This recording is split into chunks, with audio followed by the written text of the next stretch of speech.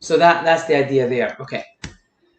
Let's talk about systems and surroundings, another thermodynamics concept that you will see when you take thermo. Okay, so in thermo, anything that you care about as the investigator, that's the system. Anything you don't care about is called the surroundings. Okay, and so let's talk about computers. When let's say I'm a semiconductor engineer. Okay, I probably care about the semiconductor itself, right, and what it does to the motherboard, or I don't know, I don't really speak computer, but I don't know, the RAM and whatever. So if the semiconductor is going to have a lot of heat, it's going to be very hot, it's going to affect the rest of the components. So my system was going to be my semiconductor. I want to study it and see what it does, and I can control it, I can redesign it. So that's my system. Everything else, that's the surroundings. I don't really care about that. I don't have much of an idea behind that.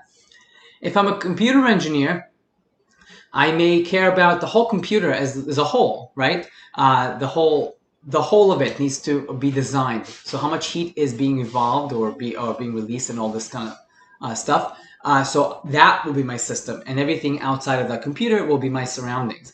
If I'm an HVAC engineer, like a mechanical engineer or something like that, and I'm trying to design a room that houses a whole bunch of servers, maybe, I will want to cool them all down. So I'm going to use my whole room as my system now. I don't really care about every individual component, every individual computer, because I'm not a computer engineer. I can only control the room. So I'll get some input from the computers and how much they're heating up the room, and I can cool it down. So my system is the room, and the surroundings will be everything else. So as you can see, it's basically depending on the person and the engineer and the investigator, and that will dictate what a system is and what the surroundings are. All right. Types of systems. There are three types of systems. There's isolated systems, closed systems, open systems. Isolated systems don't allow anything in and out. They're snobs. Think of thermos here, like a thermos. A thermos is going to hold on to its contents, right? So if I have, let's say I have a cold juice there or something, if I were to flip this thing upside down, the cold juice would stay in there. It's designed so that the outside elements don't get in, and it's going to stay cold. In theory, obviously, it's not perfect. It's not perfectly isolated. Isolated is an ideal thing. Doesn't actually occur. Closed systems are systems where the mass, the stuff that's inside, can come out, but you can transfer energy in and out. So a thermometer is a great example of that. If you put this in your mouth, it's going to go up. If you have a fever, it's going to go up more. If you don't, it's going to go down. If you put this inside of water or something, inside of cold water, it's going to go down to 0 degrees Celsius, etc., etc., etc. But the mercury or the alcohol, whatever it is that's inside, that's not coming out. That's just responding to you. Okay, so that's a great example of a closed system. And an open system allows both in and out. Mass and energy can come in and out. So a boiling pot of water, that's an open system. If you could see that I can transfer energy from the fire into my water, and the water can leave if it wants to. All right.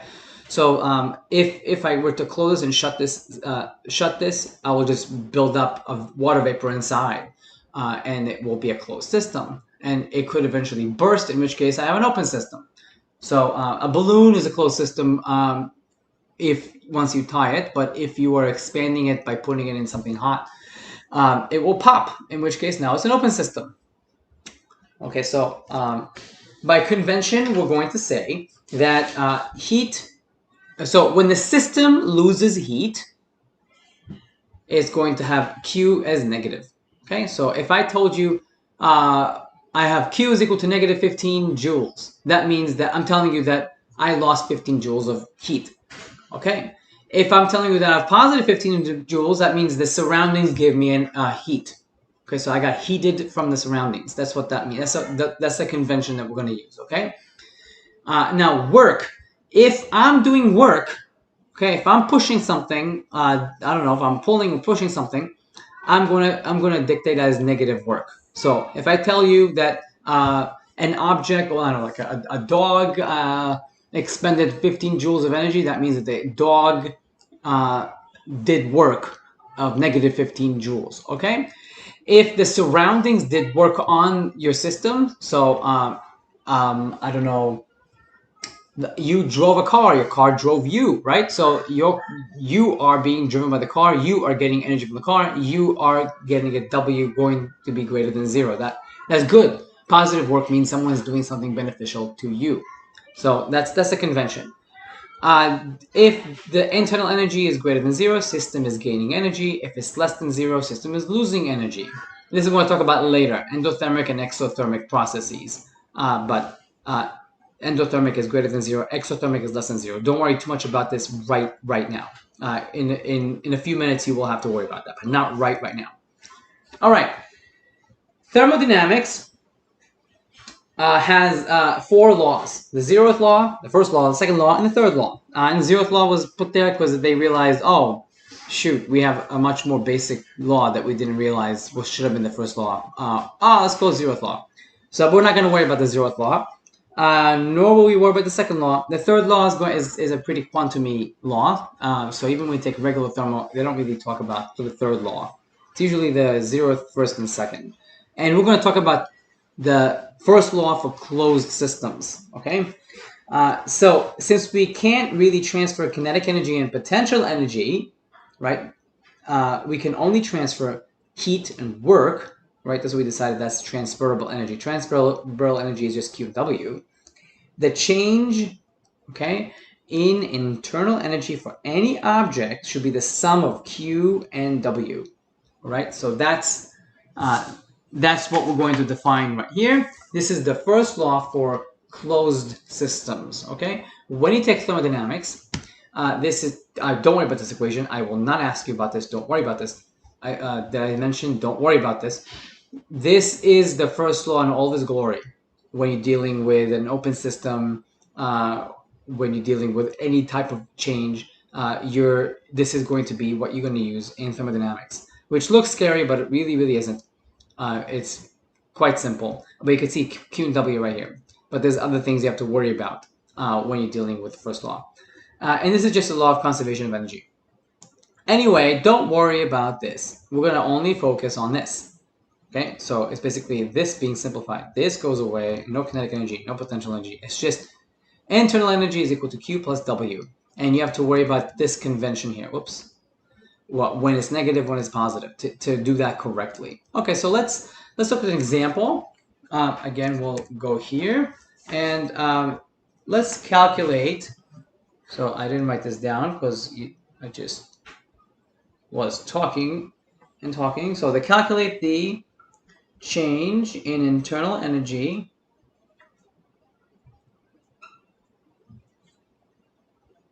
okay, when a system, which again is whatever you care about, loses 1150 joules, okay, to the surroundings, of heat to the surroundings.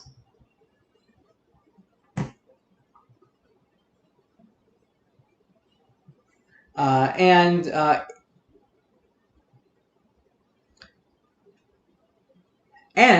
the surroundings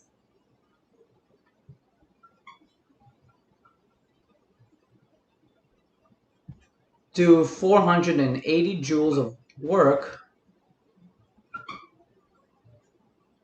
on system.